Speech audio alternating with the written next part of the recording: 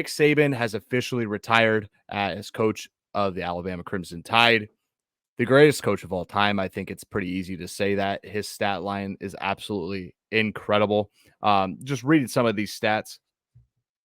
5-time SEC Coach of the Year in 28 seasons, 292 total wins, 11 SEC championships, an 804 winning percentage, 19 bowl wins, a MAC championship, 49 players selected in the first round of the NFL draft, and 7 national titles at 2 different schools. I mean, anybody want to try and build a resume? Yeah. That sounds like me in NCAA football on freshman I was going to say. Yeah. That is ridiculous. Retire in NCAA 14 and 2026. Yeah. 7 national titles, 15-time coach of the year. With Toledo being a part of that resume. Yeah. Oh, yeah. 100%. But what were your initial feelings from this? Like, we don't need to go into the crazy breakdowns. How did you initially feel when you heard the news? Shoot, go ahead. It sucks, right? I mean, is it like a part of your childhood dying? I think it sucks too. Yeah. Yeah. I think like a lot of things. That's different for programs like us. We're not playing them every year. Yeah. And we're not a massive rival of them. But like, it kind of sucks. I love listening to the guy talk about the press. I love him talking about his program. I love listening to him talk about football in general, life in general. And then watching him really live that life on the field is incredible. I thought it was. Yeah, it kind of sucks. I agree. And a little bit blindsiding, no? I mean, I figured we'd get him one more year. I was going to say the redemption we didn't hear tour, rumors about it. Was there rumors about it at all during the year? I didn't hear any. Okay. Rumors, speculations before the year. I didn't hear anything. That's why I was more blindsided. Like, did we really want him to do the Coach K tour? No. Because I did. Not that. No, I don't think. I don't think that's what he's saying. Like, there was no there was no rumors about like maybe he would do. He's not like Coach K was like, hey, I'm gonna be done next year. Like Saban, I don't think would do that. Like I think he would just like you would hear more about it like throughout the year. He wouldn't want that shit. I was saying it more as redemption, as we just lost the game before the national title. Yeah. After winning the SEC when we weren't supposed to, like, watch us finish this thing. Okay, now I'm done, but not give you any hints even next year about it. You could argue, like somebody said, I don't remember where I heard it. He's like, I can't believe he didn't go out on top. I mean, who's to argue he didn't? I think this year. It could have been one of his best coaching job he's ever done. Like with the talent that Alabama lacked to bounce back after week 2. USF. Yeah, and this is back to like the recalibration of like expectation within a fan base. This is a fan base that wanted to. I have a quote here from Nick Saban that I had from like my favorite Nick Saban moments. He said in a presser, I think last year or a year before, when I came here, everybody was happy to win a game.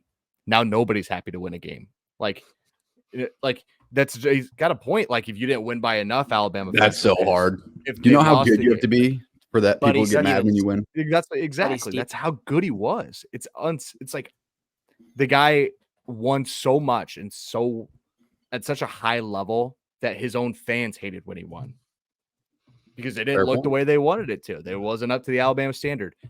Newsflash to Alabama. You're a really good program, blue blood, obviously, within college football. But before Saban got there, you weren't much. They lost to UL Monroe his first year. Yeah. Yep. Could you imagine? Like this is you can't act like that from that fan base that like they created Saban. Saban created Alabama. Didn't create him, but brought him back to life. Like rose them from the dead in this situation, right? Like if you're looking at Saban, Parks, and you're talking to somebody 15 years down the road that maybe is just now growing up and they're pretty young, they're not going to remember his tenure at Alabama. What are you talking about with Saban? Like, how do you explain him? It was a shock if they didn't make the playoff for the national title. If his team did not make the playoff for national title, it was a down year. Not they didn't win the conference. Like that was almost a given at one point at the run of their dynasty. And that's all you need to say. Because once people can wrap their head around, it's shocking. Like a genuine shock if they didn't make it. Like their over under win total never got under 10 in the last 5 years. Come on. That's ridiculous. That's full classes because you got guys only playing 3 years there. They make up half of the NFL. How many NFL first round picks have they had? How many starters in the NFL played at the University of Alabama? Unbelievable. It's insane. This was a thought that came into my head. Is this the biggest news in college football probably since either the 12-team playoff being announced or NIL being legalized? Since Or NIL. is there another? Is this news though? Because big? this changed college football. His rise of Alabama to this standard changed college football. It changed the SEC. Right. Like listening to the Cover 3 podcast they jumped on this morning on an emergency pod, and Danny Cannell goes, was the SEC yelling SEC before Nick Saban was Alabama? No. That program, this is, and I am not comparing these two. Please, I am prefacing this. I am not comparing these two. Where the Big Ten West has held the Big Ten West back by just playing ugly football and not getting better and adapting to the times, the SEC has done the opposite. It's keeping up with the Joneses. You saw what Alabama started to do with Saban. The rest of the SEC jumped in, and look how much it benefited from that, right? LSU, not that these weren't good programs again before, but LSU got better and better. Texas A&M got better and better. Like, you go down the list. All these programs, Kentucky, right? Like, all these programs have gotten better and better and better in the Saban era because they had to keep up with them, right? So, whereas the Big Ten West has held itself back in situations playing like each other, Nick Saban brought the SEC up. I don't know if you feel similar in that case. I got a good one. 10 years down the road. Yep. Little Parks says, Dad, who's Nick Saban? What was Nick Saban? Son, he was the aspiring standard for literally every other program in the country. That's what we just lost. Mm-hmm. So sad day for the sport. Sad day for our generation. It's more shocking that we have to explain who Nick Saban is or that Parks has a son. What? In 10 years? True. Yeah, no insult in my swimmers when we're talking about the GOAT. I would say his boys are going to perform. I mean, yeah. I don't think we can say there will never be another one. I think with the parity in college football now and like this day and age with NIL and how you're fast not grabbing teams, stepping. It maybe like, I guess I don't know how long Kirby Smart's gonna be coaching for, but maybe he can grab 2 or 3 more before he retires in 20 years. But like, yeah, like you said, he ran a decade. It's like 12 years. He ran college football since 2009. Yeah. Like, this has been Alabama's college football, literally to this year. Like, it is Alabama's college football. It has been. When you listen to the guy talk to, like, I was just gonna say, when you listen to the guy talk to, like, he just sounds like a dude that you want to play for. Like, when he talks about, I think I had a quote earlier in the year when he talked about when NFL teams are calling him like, "Hey, how was this guy? You know, what was he like this year?" And like freshmen would always talk to him like they want to transfer out because they weren't playing. But he would tell the freshmen, like, you know what, the NFL guys who call me, like, they don't ask, how did you play as a freshman? Like, what kind of guy did you grow into? What kind of did you develop into? And, like, that's the kind of dude that would recruit me in a heartbeat. Like, if I was ever gifted like that, like, the dude that has a genuine care and, like, builds up his players. Because I think I saw a stat, too, where, like, not one player that ever finished out with 4 years of that program didn't end up playing, like, in a national championship or, like, in the playoff. Like, everybody who would have been in one of those classes at one point had a chance to play for a national championship. Like, that's crazy.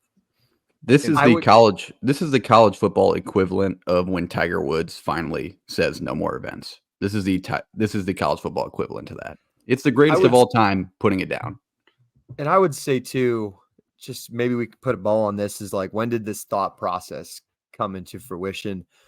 I think, was it last year, kind of after the season when they didn't make the college football playoff, and maybe he takes a look around the landscape and he's just like, how the hell do I have the number 1 quarterback in the draft? I have one of the best defenders in the last 10 years as a prospect, and we can't make the playoff. Do you think I think he didn't just decide after the USF game, fuck, I can't coach Milroe. I can't do this. This is over. No, I think he legitimately, last year with me and you, JP, talked about how talented that team was. And for them not to even get to the playoff, I think it really sat him back. And he's like, I just don't know how much I can be running this race and trying to keep up with this anymore with how much talent I have. And it's still not good enough. That's kind of where I think, do I know Nick Saban? Absolutely not. But that's where I kind of feel cool. Like, yeah, that's where I kind of feel like, never say never. I would say, JP, you asked greatest memories though. My favorite quote is definitely the one I had to Google it so I didn't blow it, but and they ran through our ass like shit through a tin horn. I had that one written down. that was after a G5 almost lost. They didn't lose, I don't think, that one. I think they were close to losing to a G5, and they ran through our ass like shit through a tin horn, man, and we could not stop them. So good. I have another one on here that just memories and pieces that I kind of thought was funny. Just the rat poison stuff that in the last couple of years that has come to fruition. He goes, "You guys just poison, just put out all this poison, rat poison." And then they go through, and after they're being hyped up by the media, then on the flip side, they're not picked to win the SEC title against Georgia a couple years ago. And he goes, "The rat poison he gave us today, that was yummy. That was good." And then he fed his players with the same stuff. It was just so good. Did anybody have? Obviously, we're not speculating. We don't have any insight into any of this, but like replacement, who you calling? Doesn't matter. It's a downgrade. Okay, yeah. If Mike Elko wasn't already hired, I feel like he would have been a guy. I thought about that too, Reese. Mike Vrabel. Thought Vrabel came to mind. Ooh. Here's what I thought. We already know that the shoes are going to be too big and the expectation is just going to be too high. It does not matter if they even grabbed Kirby Smart, for God's sakes. I still think I was going to say that. I still think the expectation is just too high. So I think they also can go and get whoever they want. Before listening to anything, I on my way home today, I was like, I paused it. And I was like, I really thought about it. And 3 names that really came to mind. I went first to fired NFL coaches. Vrabel's never done it in college football, but man, he seems like a tough ass dude who could really sell recruits and to thrive at Alabama. He would be like 3rd on my list. First for me was Dan Lanning. And Kiffin was a good one. I think Kiffin was a good one. But I had Kiffin. I liked Kiffin and Lanning, I think, pretty close to the top. Dan Lanning, I think is the clear favorite. Not favorite like I'm a source and that's who they should go. My personal favorite. If you were throwing odds on it, that's who you think it would be. Is that what you're saying, or you just say that's put your money if on? I were making the decision, if I'm the athletic director, I'm going after Dan Lanning. That's my number 1 pick. How much money can Oregon throw at him to keep him?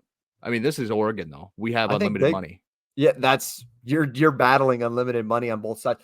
I think it's really like how much does he really love Oregon and Eugene and like the family aspect of things, and also them being in the Big Ten helps a lot now. Now, if they were in the Pac-12 still in that situation, I think it could be a completely different conversation. But I think Oregon's got the things to back it up. They have the money. They can recruit on a level like Alabama, I think.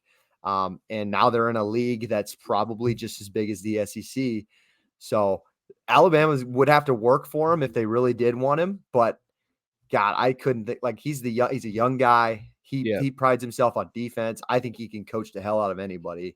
Here's the weird part though. Here's buyouts for potential Alabama head coaching candidates. This is from Pete Thamel at Pete Thamel on X.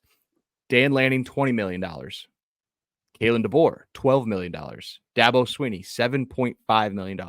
James Franklin, $6 million. Mike Norvell, $4 million. So you'd have to pay these schools out of them. For a second. I do like Norvell. I don't think he's the worst option, but I want to say this. I just think I wouldn't give Dabo a call. Wouldn't even touch it. I don't think I would either. Why would you want to when so they've made their hay into such a destination? Now you don't even want to take kids out of the portal, or you don't want to live in the new world. They're the only top 25 team without a transfer portal recruit, and it's January 10th. It's unexcusable. It's so ignorant. I'm really starting to hate the guy for how arrogant he is. I think it's ridiculous. Parks, anything like replacement wise, Saban moment. I think JP froze a little bit there. Did I really? Do you still see me? Barely. Yep. Barely. Yep. I still heard you. So Cam, anybody that you came to mind while JP gets his connection back? Yeah, I don't think we're far off. We just talked about how much Washington has to replace. How about maybe a head coach? It's not a terrible option. Yeah, Caleb DeBoer, is that a bad option for Alabama? No. Absolutely not. And then I think the craziest, most outlandish name that came to my mind, and it's very far-fetched because they had a very down year, or let down team.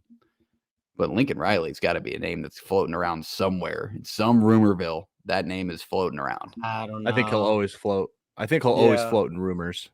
Yeah. Okay. Well, I mean, when you left the situation you were in for what you went to, I honestly think I just think that would be the craziest play. But that's the most far-fetched name that I think you might see. I don't There's think some it would be for a job. I don't think it would be a bad hire. I genuinely think Alabama would treat him like scum. Like they're so far above him, and they think he's soft. And I really think they would just spit him out if that was an option. But I mean, I think Lincoln Riley's a hell of a coach. How fun would Alabama and Oklahoma, Alabama next year? Venables, Dabo. Oh, the staff that went to the national title 3 times together. I'd love to see Venables get a shot at Dabo, but I hope it's not like that. Yeah, Venables, I think in the next couple of years he'll become more of a hot name, but Oklahoma is going to become even more of a big job with its move to the SEC. Mm-hmm. Here's the biggest thought that came to my mind for a team that would really I don't think Alabama even can get, and that's crazy to say. What's Alabama's argument against Texas right now to try and grab Sarkisian? Like, what can they sell that Texas doesn't have? I think if you're Sark, do you really want to fill those shoes? That's not what I'm saying. What does Alabama argue that they are better than Texas if they want to grab Sarkisian? I don't think anything. 100%. They just beat them. I think they're on a better trajectory scale. They have much better athletes, way better skill players. They're recruiting pretty much better than them. I mean, you already saw that 5-star receiver Williams decommitted an hour ago from Alabama. I think they're more physical on the defensive line. Like the money's nothing to Texas. I still think remove a bunch of history from Nick Saban. Like Texas is just as big of a brand as Alabama is right now. Absolutely. A bigger brand. Sorry. I believe they're a bigger brand. There you go. In all sports, I think it's a bigger brand. Last thing before we jump into our